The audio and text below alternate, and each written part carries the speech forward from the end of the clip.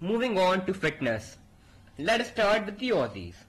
Australia is one of the fittest teams, and their fitness standards are one of the highest in the world as well. Their fielders are super quick, agile and flexible while fielding. Their running between the wickets is great, and the stamina they possess, not just in this format but even the longer formats, is truly inspirational. While talking about this World Cup, their prime all-rounder Marcus Stoinis is just coming out of a hamstring injury and could risk his tournament by playing too intense. Number 2, England. One of the fastest teams with their players fit and agile, the Englishmen are magnificent fitness-wise. But during the warm-up games, their batsman Liam Livingstone got injured and may miss the tournament as well. He was a key backup for their captain Eoin Morgan. South Africa. Not far away from the Englishmen in terms of fitness, a few of SA's players haven't really worked on their shape and size much while playing years of international cricket now. And that included two of its senior players as well, their captain and Sabrais Shamshi, the main spinner. And this is not a good example for the youngsters coming into the team. Though fast bowlers are super fit and their stamina and strength adds to their technique and talent. West Indies. The aging Windies really will have to work on their fitness, and many of their players are now old, now all playing cricket continuously, be it franchise or international, for the past 10 years. Many haven't worked on their shape at all, and the old muscular Wendies of 2060s are not really the same now.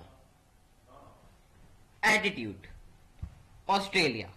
Remembering the old Aussies, attitude and style are one of the many adjectives that come to our mind. And many of their current players have replicated that same attitude today as well.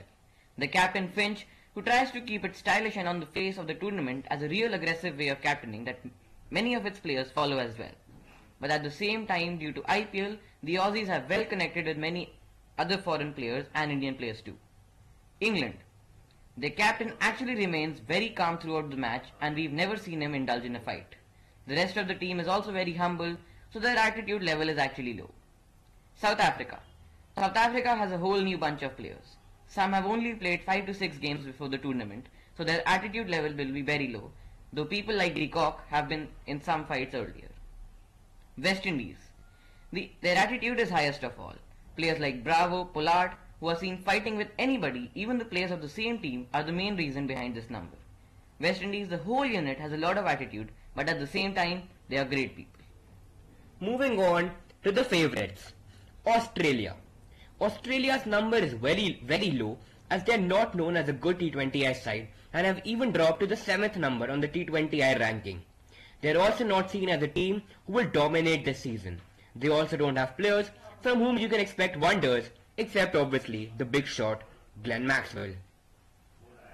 England.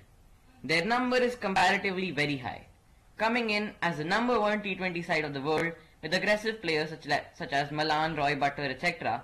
Many fans have expectations from them. However, the absence of Stokes and Archer have affected this number, but now as new players have come in, people will look forward to seeing them.